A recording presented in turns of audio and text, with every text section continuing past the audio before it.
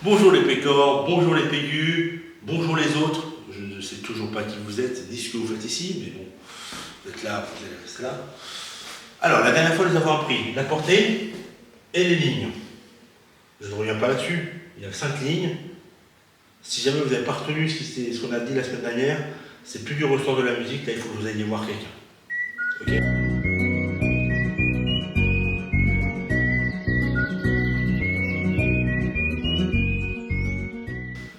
Aujourd'hui, nous allons parler de quelque chose que beaucoup de gens négligent. Le vide. Non, pas le vide existentiel. Le vide dans les lignes. Il faut suivre un peu. Voici une ligne. Quoi, Simon, c'est une diagonale. On baisse la tête pour voir. Ouais, je préfère. Donc voici une ligne. Et ça, c'est une interligne. Oui, c'est un nom bien ambitieux pour désigner un espace. On ne m'a pas consulté avant.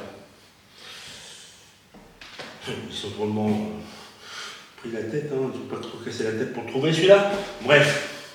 Donc, une ligne, interligne, ligne, interligne, ligne, interligne, ligne, interligne, ligne. C'est d'une complicité incroyable. Non, je rigole. Non, je rigole. Vous n'avez pas encore vu la clé de sol. Donc, les notes existent, vivent sur les lignes. Mais elles peuvent aussi vivre à l'intérieur des interlignes. Elles ne peuvent pas choisir, hein, elles sont placées comme ça. Et il y en a certaines, dans des rares cas, où comme les élèves ne savent pas trop si elles sont dans l'interligne ou sur la ligne, elles dessinent sur les deux. Sur un malentendu, ça peut marcher.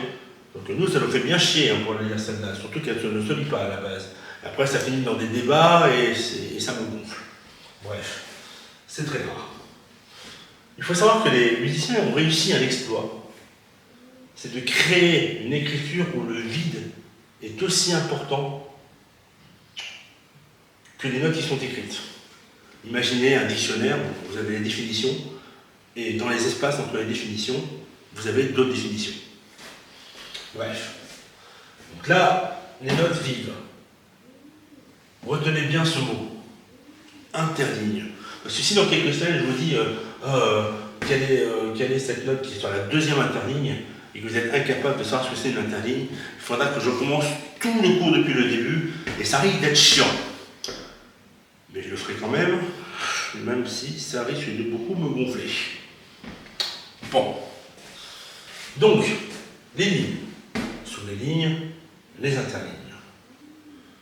Et c'est là, dessus qu'on écrit les notes. Retenez bien ça, c'est ce qu'il faut retenir aujourd'hui. La prochaine fois, on va apprendre la clé de sol. Oui, le fameux gribouillis, oui. Ce mélange entre une signature, un accident de stylo et un exercice de gymnastique, tout ça à la fois. Tout à fait. Et bien sur ce, les pécores, je vous laisse, je ramasse mon feutre et je m'en vais.